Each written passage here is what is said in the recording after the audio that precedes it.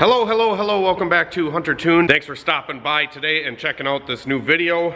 We're going to be dyno tuning my K-swapped Acura Integra, and I'm going to put some M1 methanol in it and see what happens. I'd like to see how much more power we can make with it, if we have enough fuel system to supply methanol. The reason I really haven't played around with methanol or M1 or M5 is because I've never usually had enough fuel system to make it worth it on any particular one car. But with the Integra being all motor, I have plans to possibly turbocharge this car in the future, but for now, I did just put in a set of flex fuel Hunter tuned 1000cc injectors and a Walbro 525 Hellcat fuel pump. So I did that right when I got this car, and I tuned it on E85. And the car made around 250 wheel horsepower. This is an unknown K24. It has like the RBC style intake manifold. I don't know if it's ported or anything like that. And it has a big throttle body on it. I think it's a 70 mil. Other than that, unsure if there's anything else in the motor, but it does make really good power. It has a full 3-inch exhaust and a big 4-to-1 header. I don't even know the brand of that header, but it hits the subframe a little bit, so I probably gotta figure something out there, or just put a turbo manifold on it and put a turbo on it. That'd probably be the best thing. But I want to see if this fuel system will handle M1, which I know the pump will. I just don't know if the injectors will keep up enough for M1, because methanol, so if you guys know, E85 requires about 30 to 50% more fuel than gasoline. Methanol requires 30 to 50% more than E85. So if you double your system, double your fuel system for E85, pretty much got to double it again to run M1. So that's why, like I said, I've never really ran it on any turbo car, because I typically can make more power on E85 with more fuel system available than I can with M1. But like I said, I've never even used M1 before. I don't know what I'm doing. I'm just going to pour it in the damn tank after we get a baseline with this thing. As you guys can see, it is nice outside, kind of. The snow is actually melting out in the parking lot right now, and I got the shop cleaned up pretty good. I actually got a mess going already, but I do have the shop cleaned up, so I have a little bit more space out here. I'm gonna still do some organization stuff with tools and stuff like that that's coming up, but for the most part, the shop is looking a lot better. And another thing I still have to do is I want to repaint these dyno plates and get some sort of rubber mat to put here to cover up the wiring and stuff for the dyno, because, well, I've been running that shit over for like 2 years now, and it's probably on its last leg. So last video we saw with this car, it was, we just got it painted. So me and my buddy Nick painted this car. Turned out pretty good for a couple amateurs, and yeah, very happy with it. I also just installed a set of Rev 9 coilovers on it, which I'm extremely happy with. I didn't really make a video on it, but I did put those Rev 9, they're like the $400 Rev 9 coilovers on eBay. Super happy with them. All the dampening works, they fit great. Their build construction is very good. I like the colors of them, and they ride superb. Like, they're very sporty feeling, which is exactly what I wanted for this car. So like I said, I did put Rev 9 coils in it. It's sitting real nice, and sorry about the lighting, but yeah, this car is sitting real nice. I'm super happy with it. So without further ado, I'm gonna get inside this thing. It's been a while since I tuned it, but it is on K-Pro Honda, and I have a wideband, AEM wideband in the car, and I'm just tuning the car on E85 quick to get a baseline, and we're just going to get a quick baseline and then put methanol in. I'm not going to mess with much cam angle stuff, because the cam angle map that I have in the car currently did work pretty good. I don't see why it's needing to change right now, and I just want to see what the fuel change is going to do. You know, if it's going to make more power, if it's not. It's like 40 degrees today, so hopefully the methanol fires up, because I know it doesn't really like to fire up cold. 40 degrees is like a freaking heat wave for us, and I can actually come out here and dyno cars today because it's not negative 20 degrees out, it's actually positive 40. So pretty happy about that. And I'm itching to get back on the dyno and tune something, so here we go. I'm really sorry about the lighting. I don't know what my solution is going to be, but when the doors open during the daytime, the camera freaks out and it gets dark up here and then really light back here, and I'm sorry.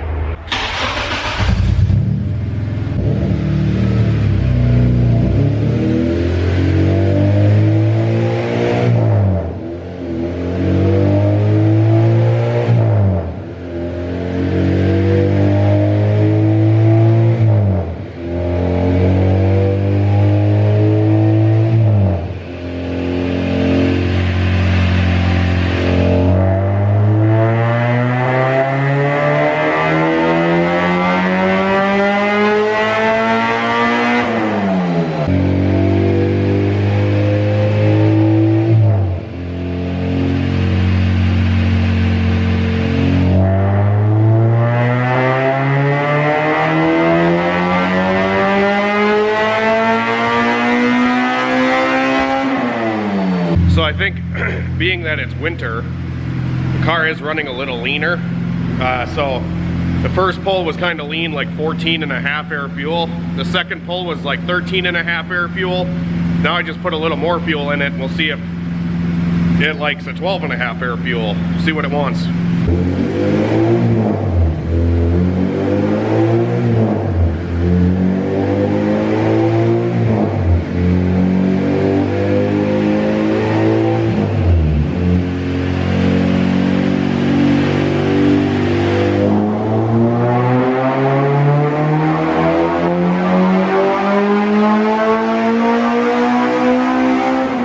So the blue line is our first pull where it was lean. Like I said, it was like 14 air fuel or 14.5 air fuel. The black line is the one we just did, or no, that's the second run. And then the brown line is the one we just did. So the one we just did was like a 12.0, 12.3 air fuel. And the one before that was like 13.3, 13.2. So I mean, this thing doesn't really care. It likes between 12 and 13 air fuel, and it made pretty much the same exact power on the second run versus the third run. This is a really stout little K24. I'll show you the cam angle tables on the K Pro once I do this final run.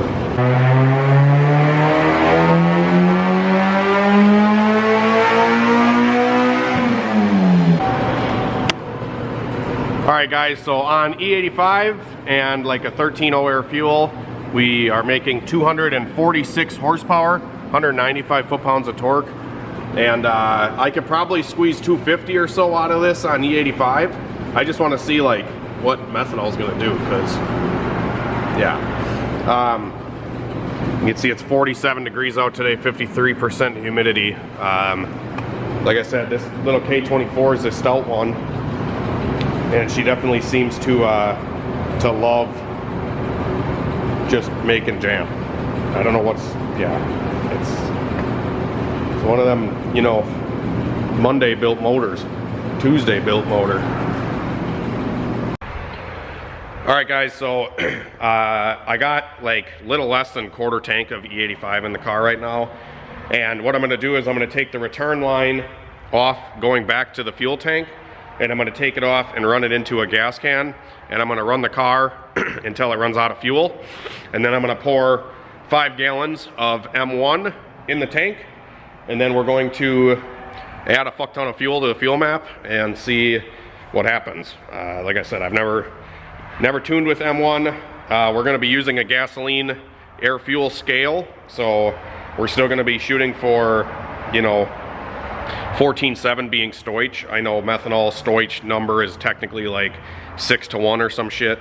It's a lot lower of a number because it requires almost 100% more fuel to achieve the same stoichiometric air fuel as gasoline. That's why everybody's like, oh, your air fuel is really lean for E85 when I'm shooting for a 12.5 or 11.0. That's just because I use the gasoline air fuel scale instead of an E85 scale or whatever, just because it's less confusing to me and it's easier to explain it to you guys when I use gasoline scale.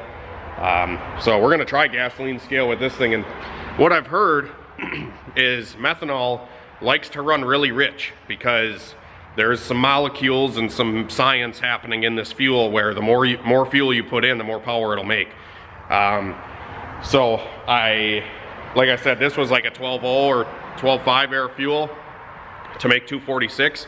And like I said, we can nitpick this and see if we can make a little over 250. I'm sure we could on E85, but I'm not gonna spend all day trying to tune it on E85. Once we pull the methanol back out of it, I might put E85 back in and kind of fine tune this thing. But for now, we're just gonna do this quick and dirty and see what the fuel change and stuff is gonna do. So I also might need to gap the spark plugs down because the methanol is kind of like boost in a way, and sometimes will blow the spark out on the plug. So I might have to gap them down. I'm not going to right now, but if we come into that issue and it starts breaking up or anything weird, we might have to do that. So without further ado, I'm just gonna get this shit drained out and we'll let her rip. So.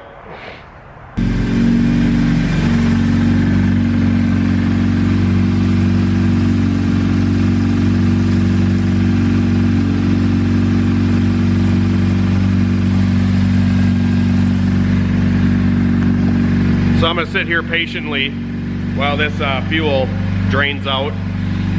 Also, I did get my gas gauge fixed in this car. If anybody was wondering, I posted a video because I was like, what the heck is going on with this car?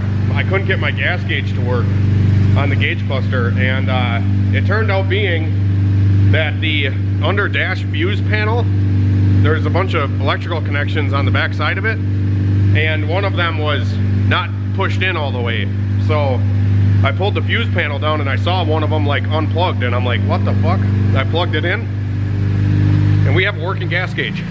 So funny how that works. And the radio works now. So before it didn't have any sound coming out of the speakers and it didn't have a working gas gauge, and it was just a plug on the back side of the fuse box that for some reason got unplugged when somebody was messing with it prior to me owning this car. So you can see our air fuel right now, right at about 13.5 to 1. So yeah, this car does idle a little high when it gets hot, and I have some stuff in the tune that I want to do to fix that, but because it doesn't have an idle air control valve. So what I've been doing is I've been pulling timing at idle to get it to calm down, to come back down to reality. So I just pulled out some timing.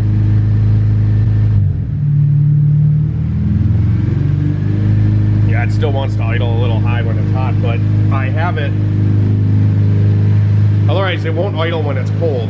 So there's like a fine line that you gotta figure out with your idle when you're not running an idle air control valve.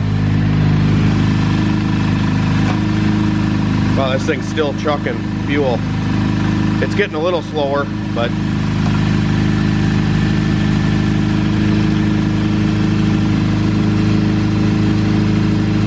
you can see it's starting to, it's not as steady of a stream anymore, so it's getting low. Alright guys, so I just got all the fuel drained out. I actually ran the car with this off and no fuel was coming out. It started sputtering and it died. So I think it's out of fuel.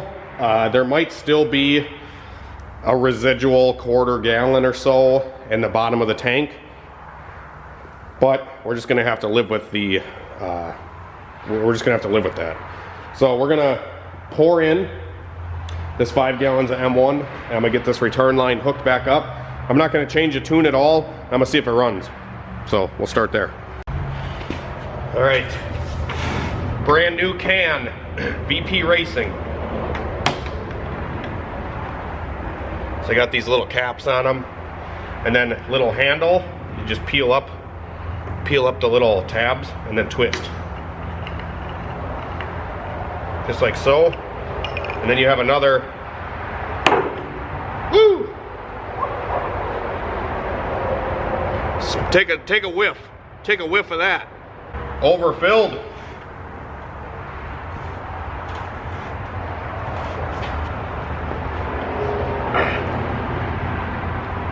Oh, I'm gonna have to wipe this up. I probably just lost $3 by spilling it out the top. Wow, this shit burns like brake cleaner. Like, if you get it on your hands, it's super cold. Like, it burns, it's so cold. This was $50 for this 5-gallon pail, and I bought 2 of them just to experiment with one day, and today is that day. So light that on fire. All right, let's pour in the gold.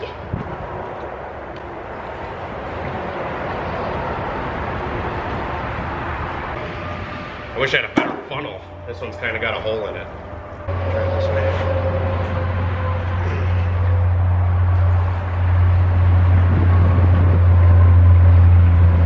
Much better.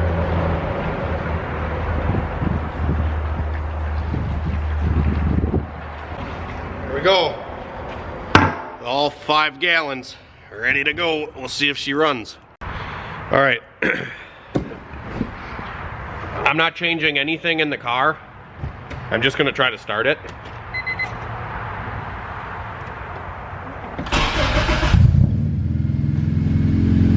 Well, it starts.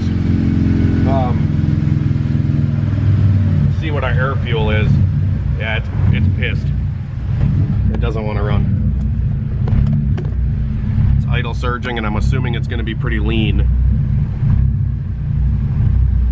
Yeah, 24. It's almost, it was 13, and now it's 23 air fuel. And my laptop's dead. Whew, you smell it already. You smell it? Make sure we ain't leaking. We don't want a methanol fire. But in case we do, I have an extinguisher right there. And I have one right there, and I have one over there. Safety first. So it's running. That's good. I got to get this laptop plugged in, and then I will add probably 40-50% of fuel to the whole map and see if we can do a pull. All right, guys. So we're gonna go to the fuel map. We're gonna hit edit all tables. And we are going to, or we could go to overall trim under fuel trim in parameters. But we're going to add, I don't know, 40% to start here. 40. I'm not touching timing or anything. And there we go. No, she's idling. That's 40% added in. We're right kind of where we were. 13.0. I'm not touching timing or anything. This is, I think, let's see if we got a curve here. We did a pull. About 28, 29 degrees. 29 degrees of timing is in it right now. And our duty cycle on the injector was like 56%, 57%. So adding 40, we're gonna be right at 100% duty cycle almost on this methanol. But I think it'll be enough. So I just added that 40% in. I'm not gonna change anything else. I'm just gonna drive it and see if we can get a pull. Also, I kind of want to keep an eye on the temperature because methanol, one, you can run more ignition timing and more boost and everything like that. Also, it runs really cold, so like, you know, the engine temperature might not heat up, but it is. We're at 190 degrees. We're ready to do a dyno rip and see if this shit does anything. I'm gonna turn the fan on here. Fire this thing up. And I'll let you guys know how the air fuel is once we do this pull. This is just pouring the M1 in and tuning it, or adjusting the fuel. Let's see what she does. You smell it?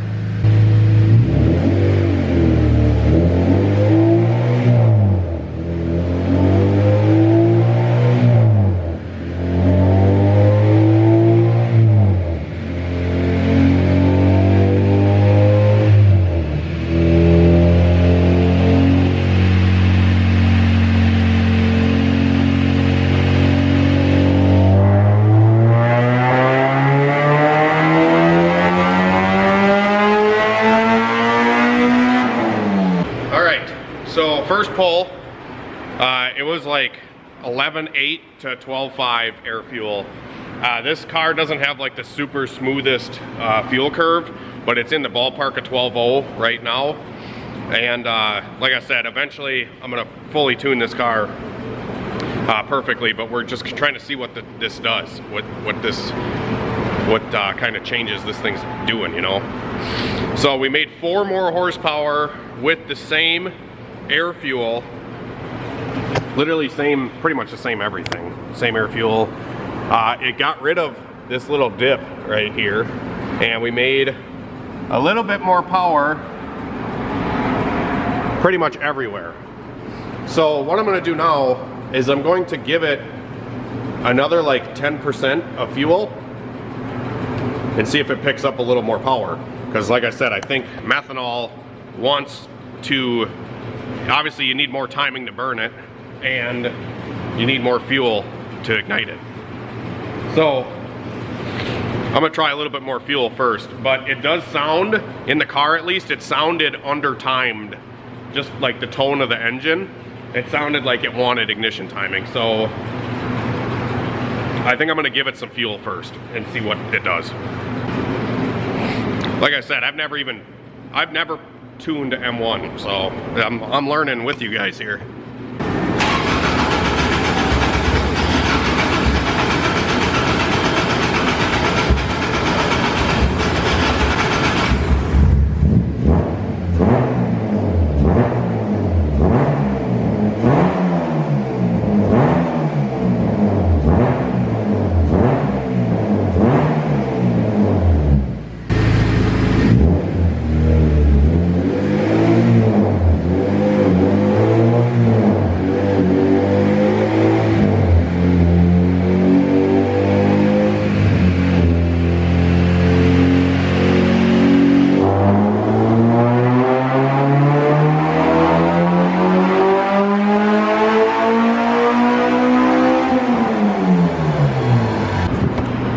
So instead of 12.5, that was like 11.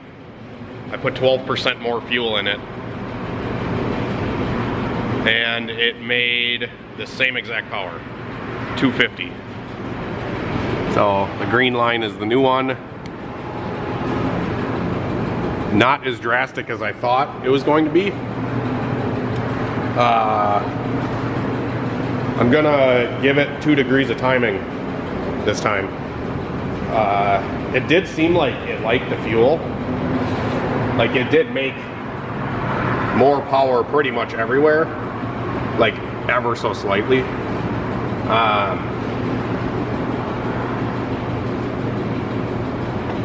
Yeah, I really thought this shit would make more power.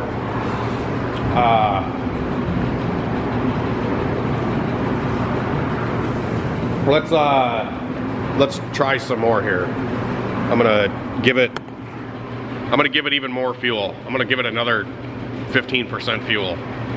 Just why not? See if it makes any more. I'm gonna do 2 things at once here, which I don't recommend you ever do. I'm gonna do 15% more fuel, and I'm gonna give it 2 degrees of timing. We'll see what it does.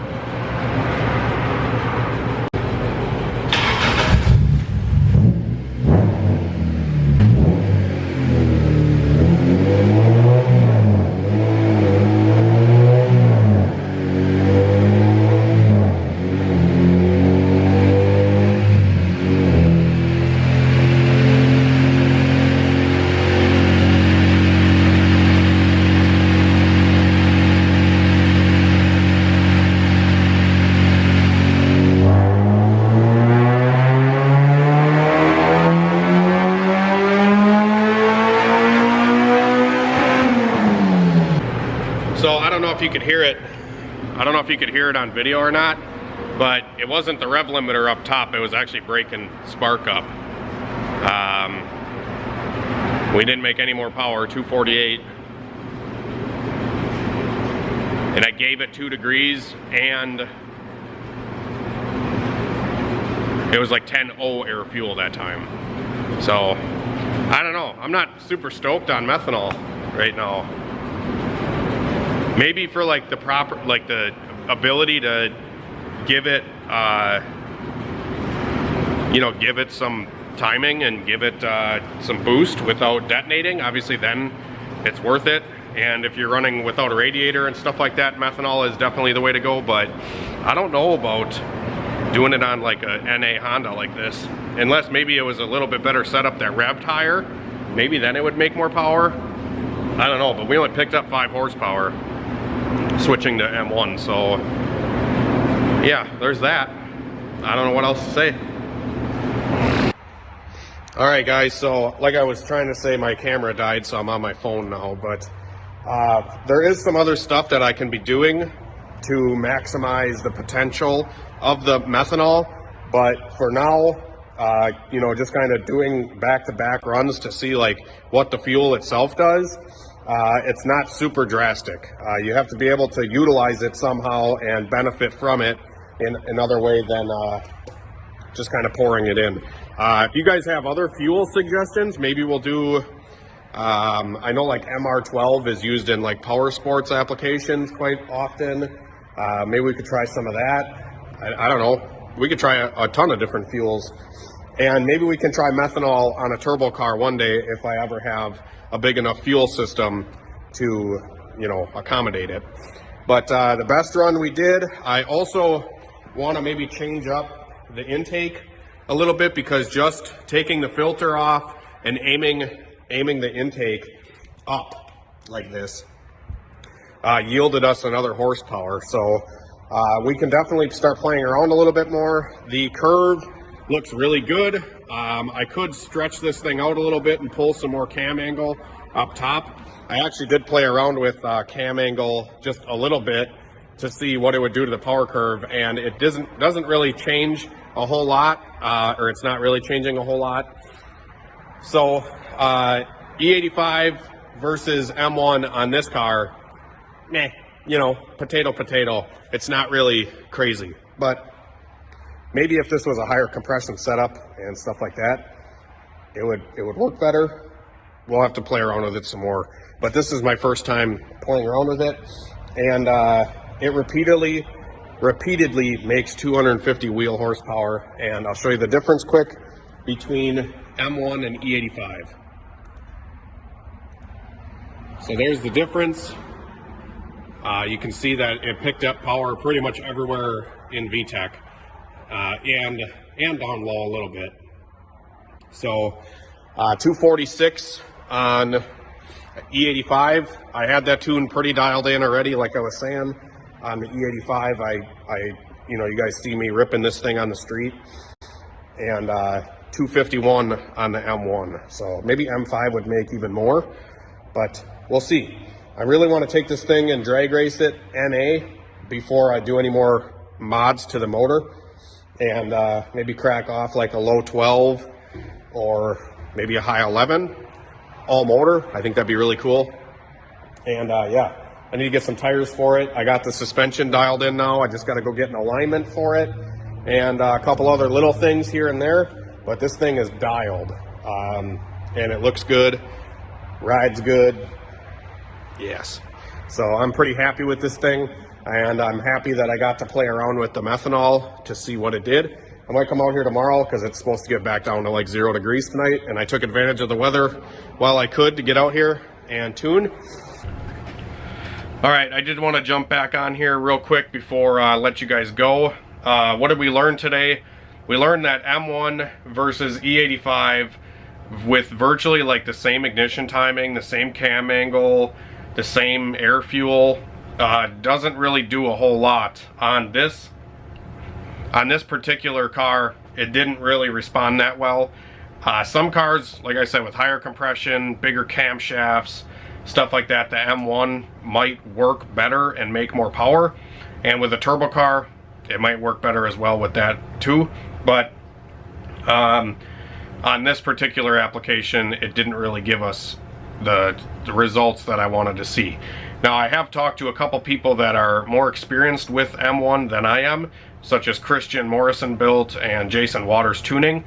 They both reached out, and I talked to both of them about the M1, and they both told me that M1 actually might want less ignition timing than E85.